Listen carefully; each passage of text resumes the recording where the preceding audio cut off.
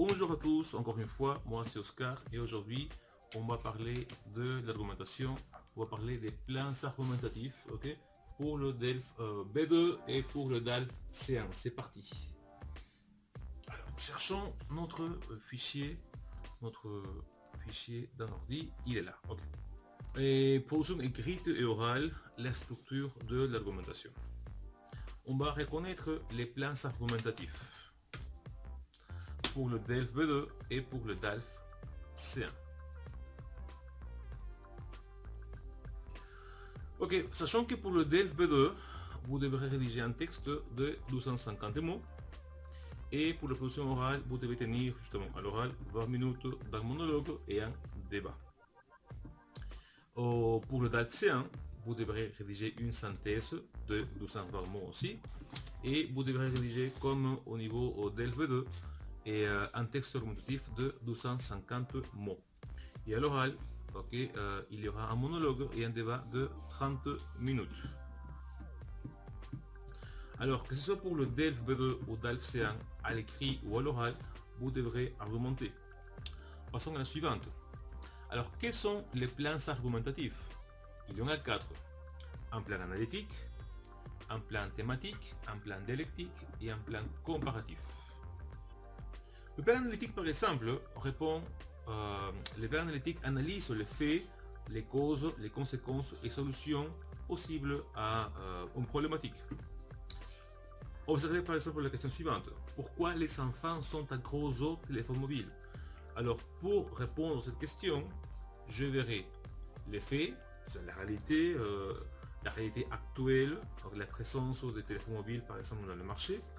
Je verrai les causes. Qu'est-ce qui a provoqué cette dépendance des adolescents ou des jeunes, des enfants au téléphone mobile? Et puis, je pourrais éventuellement, si la consigne me permet de le faire, et les solutions possibles à ces difficultés.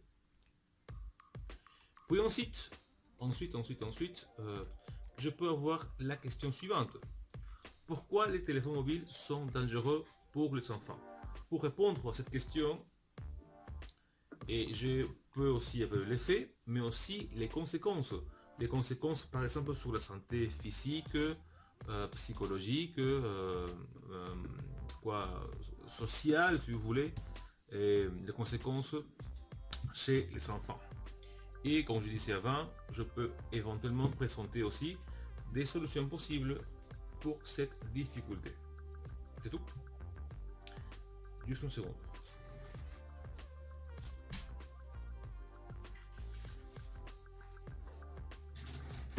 Parfois, il me dérange juste parce qu'il a faim, il veut ses petits biscuits. Bien. Alors, j'évalue les faits, conséquences et solutions possibles à ce problème. Mais le plan analytique pourrait s'utiliser aussi pour une question comme celle-ci. Observez. Pourquoi les enfants sont accros au téléphone mobile et quels sont les dangers pour eux? Je présenterai les faits, les causes, parce que je vais évaluer pourquoi ils sont accros au mobile et les conséquences sur leur santé. Et puis, comme je disais avant, éventuellement, si la consigne me le permet, je présenterai ou proposerai les solutions. Ensuite, il y a un plan thématique. Qu'est-ce qu'un plan thématique? Le plan thématique évalue ou aborde juste les arguments pour ou contre quelque chose. Ainsi, par exemple, si je me demande quels sont les dangers de l'usage des téléphones mobiles chez les enfants, j'évalue juste les aspects négatifs, argument numéro 1, 2, 3 et 4 arguments contre l'usage des téléphones mobiles en évaluant les dangers. C'est tout, voilà. Mais toujours seulement pour ou seulement contre. Après, nous avons le plan dialectique. Qu'est-ce qu'un plan dialectique? Le plan dialectique évalue plutôt les avantages et les inconvénients, le pour et les contre, les aspects positifs et les aspects négatifs.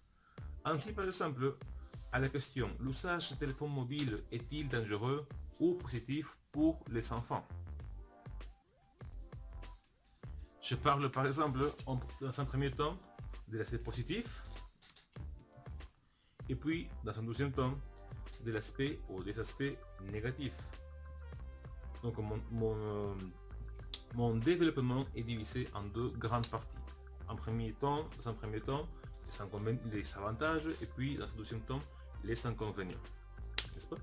N'est-ce pas? Ok. Je vais donner un autre biscuit.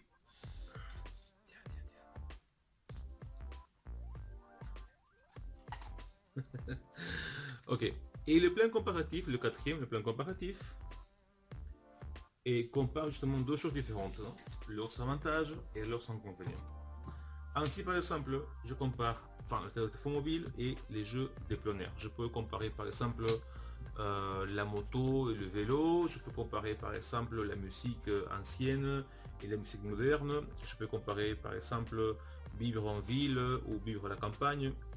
Mais toujours deux choses différentes. Et dans mon développement, dans un premier temps, je parle du téléphone mobile. Et dans un deuxième temps, je parle plutôt des jeux de plein air. Voilà. C'est tout. Et voilà mon plan comparatif. Faisons un bilan. Le plan analytique aborde les faits, les causes et les conséquences, éventuellement les solutions. N'oublie pas qu'on aura minimum un binôme. Faits et causes, faits et conséquences.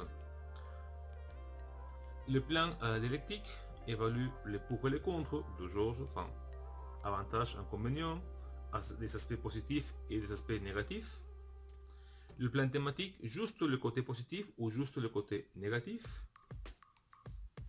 Et le plan comparatif compare justement deux choses, un sujet A et un sujet B.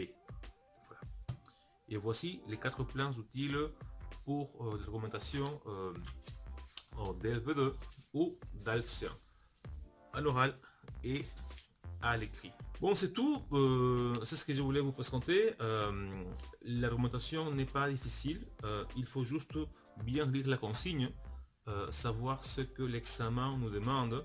L'examen n'est pas, le DLP2 est un examen, si vous voulez, exigeant, mais pas forcément difficile.